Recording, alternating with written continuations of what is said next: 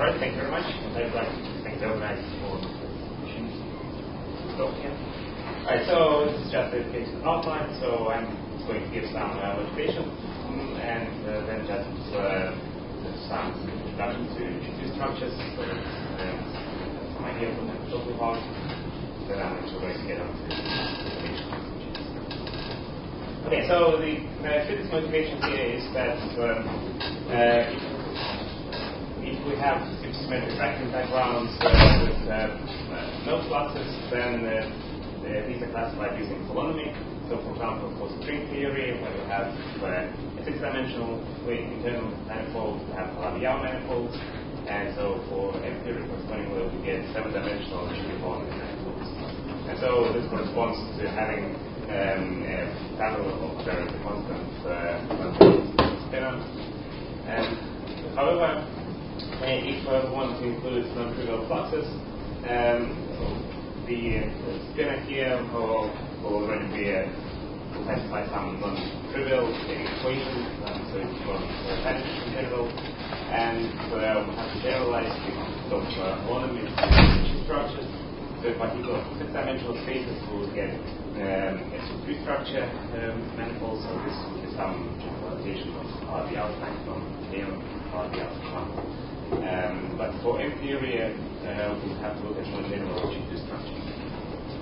However, I should also note that the current vector dimensions of gravity action gives equations of motion which actually don't allow for non-trivial fluxes, but this can be rectified by either considering some higher order terms or some source terms or using actual non-contact magnets. But this is hopefully this will be sorted out by somebody. Okay, so let's have a look at the basics of the group G2. So this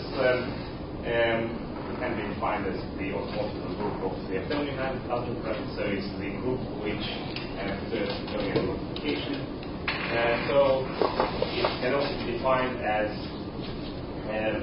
subgroup of the linear group of 10 dimensions which preserves certain free-form on R7. And this group G2 also preserves the inner product on R7, so it's actually also a subgroup of SO7. And so moreover, since it preserves this free-form phi naught and it preserves the Euclidean metric, it also preserves the Koch-Tau phi naught with respect to this static Euclidean metric. So there is some invariance in this group. Right, and actually, usually just for convenience, we'll denote this star of phi by just say right. Okay, now in general, the concept of a G structure is that it's the reduction of the frame bundle. So in general, the frame bundle has a phi that is and the G structure reduces this to some group G or some link up of GL and R. So on 7 manifolds, the G structure is the reduction of the frame bundle to principal subbundle with phi by G2. And in fact, it can be shown that the G2 structures are actually one correspondence with so-called positive free forms. So a G2 structure defines a free form which can locally be written in the standard form phi naught and vice versa. So it's one-to-one correspondence. Alternatively, because a G2 structure defines an SO7 structure, so it defines a metric, and the expression for the metric is given by this non-trivial expression, which is using a phi and the partial expression. So this is the G, the invariant of G, and it's defined with this free-form phi. And actually, a positive free-form will define this, will define a non-degenerate bilinear form in this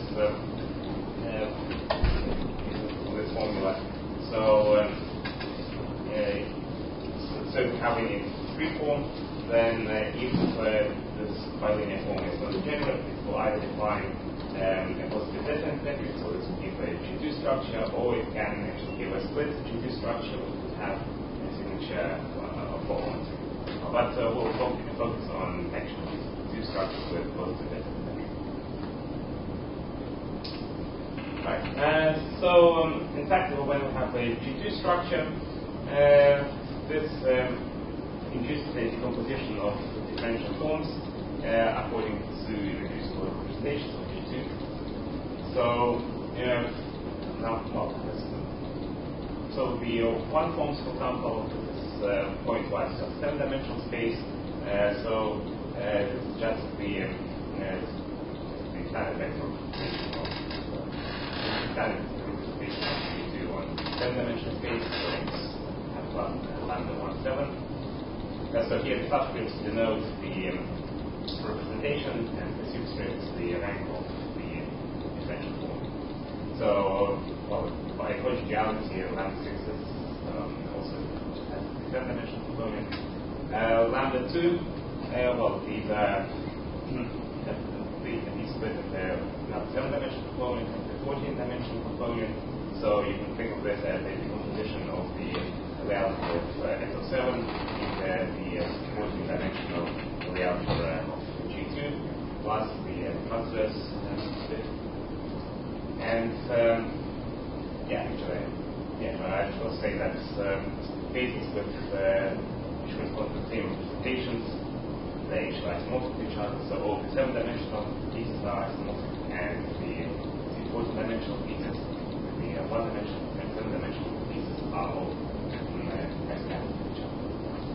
So we will mostly be concerned with free forms. So for free forms, we can characterize these particular pieces. So the 1-dimensional piece is just generated by phi, the invariant free form. The lambda 3,7 is given defined by a vector, so it's vector here equal to star of phi. Star of phi usually defines the 1-dimensional component of the 4 forms. And lambda 3,7 is defined by a basic symmetric density G. Okay.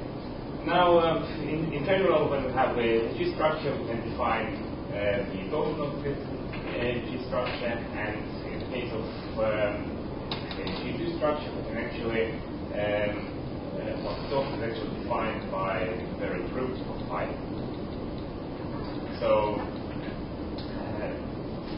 it can easily be shown that for field x, the very root of phi in the direction x is actually in lambda 3,7. So actually, overall, this object is in lambda 1,7 and lambda 3,7. So that's 49-dimensional space. And so actually, the torsion is fully determined by the full torsion tensor TAB, which is just pointwise 7x7 matrix. It has pointwise 49 components, and we get an expression for TAB in terms of the very root of phi and psi. Which remember, psi is the star of phi. Moreover, we can split T also according to representation of T2. So pointwise T is 49-dimensional, so we split in the 1-dimensional bit, which proportional to the metric, a 7-dimensional bit, a 14-dimensional. So these two pieces correspond to the antisymmetric part of the torsion, and then we also have the symmetric part. This gives a decomposition of the whole space W into subspaces which correspond to stations. We can take, to classify the different torsion classes, we can take different combinations of these W's. So we can start from vanishing torsion, so that would be W0, which is not up here because it's just all the components vanish. So W1, W7, and combination. So overall, we get 16 different torsion classes. And in fact, these individual torsion components, they determine d phi and d psi. So with this convention, d phi is the full form, which is that's the one-dimensional component, seven-dimensional component, 27-dimensional component, and d psi is the 5 form, which has these two components, 7-dimensional component and 14-dimensional component. Okay. So if all the torsion components vanish, then actually,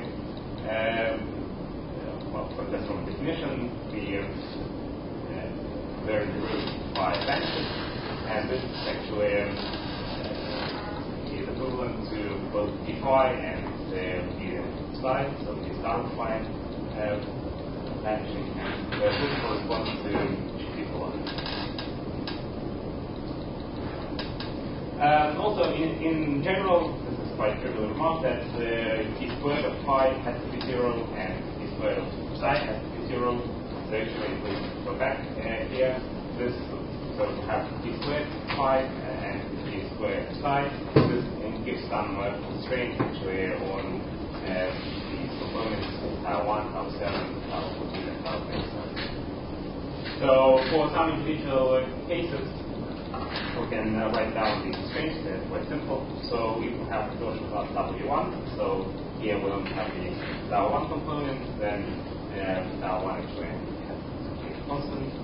And then for the W7 class, the one form tau 7 has to be closed. For the W14 class, tau 14 component has to be co-closed. And here is an interesting one for W1 plus W7. The d tau 1 is proportional to tau 7. So if tau 1 is non-vanishing, tau 7 is actually in exact form. So tau 7 is d of log of tau 1. And also for W1 plus W14, we have the condition that tau 1 times tau 14 is 0, so that actually means that this class doesn't exist. Strict class because either tau 1 is 0 or tau 14. Okay, so let's get to information. So in general, the ambitious question would be, so given the 7 manifold, which G2 structure is consistent? So which G2 structure does something? This is, of course, too ambitious. So something which we can have to look at is, suppose we have a G2 structure with some specific torsion G, and we want to ask the question, so if we add some 3 form tied to the G2 structure, and if we get the if of phi till it defines the G2 structure, what's torsion class have so. Well, this is still a bit hard, but so perhaps an even easier question. So suppose we have some G2 structure with fixed torsion. Perhaps define some positions on this 3-form phi such that the new G2 structure has some specific torsion in particular. This perhaps would be a bit more manageable. But it turns out, for a general phi, this is still too hard. So for now, we can restrict phi to either lie in the 1-dimensional component or the 7-dimensional component. Recall that 3 forms with the 1-dimensional component, 7-dimensional component, and the 27-dimensional component. So of course, the 27-dimensional component is much more complicated. But for now, we can attempt to answer this question for lambda. For lambda 3.1, it's actually, all we can consider it decimal. Okay, so for general information, we can actually write down a few things. So we can write down what the metric should be.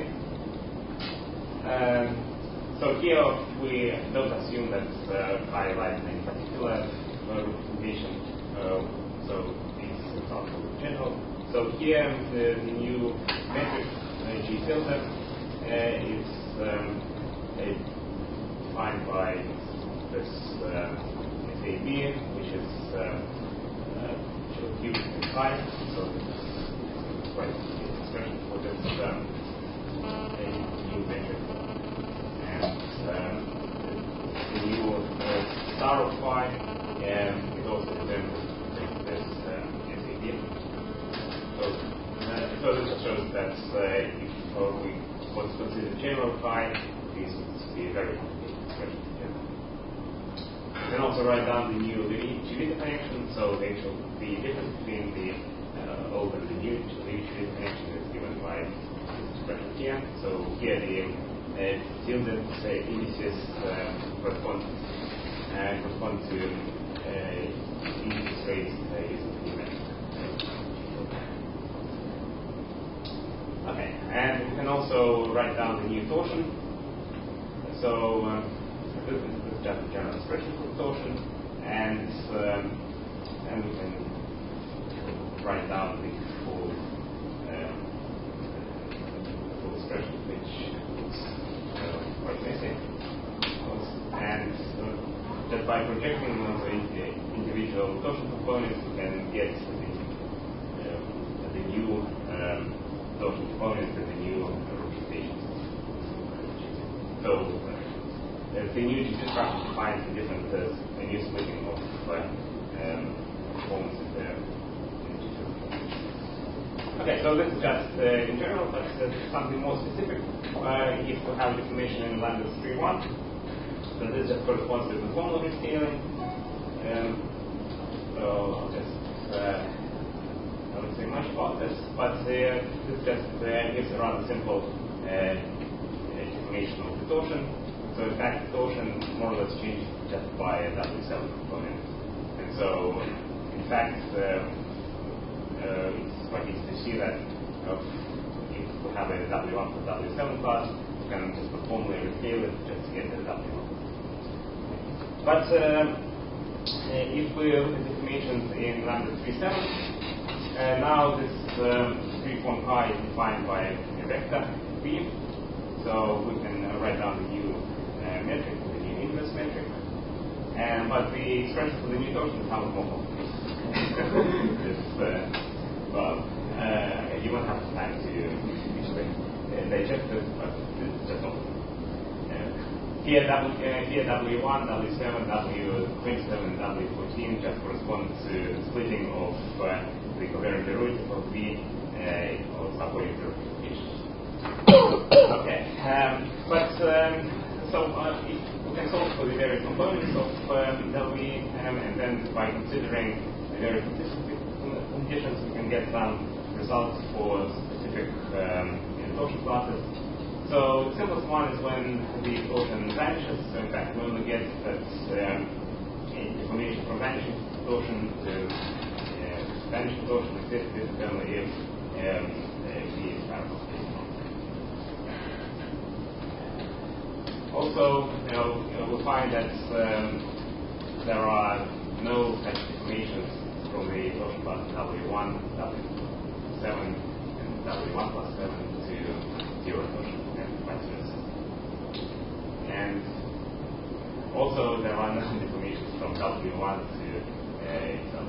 So here, by this, when I say strict class, I just mean that because these torsion classes were actually W1 is the subclass of W1 for W7, but here just the But something interesting is that if we want the information from W1 to W7 to W1, this exists different only if the original metric is a walking product of the complex global time. So that's something interesting. But so far I've only considered the simplest torsion classes. So of course it would be interesting to consider what happens to the more complicated 14 and 27-dimensional torsion components.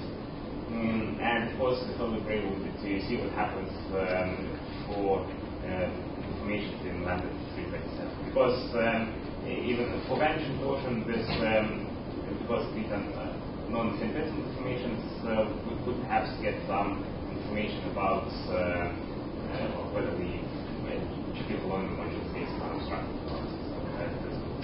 Well, if something similar could be done for the lambda 3.7. Yeah, that's all. Thank you.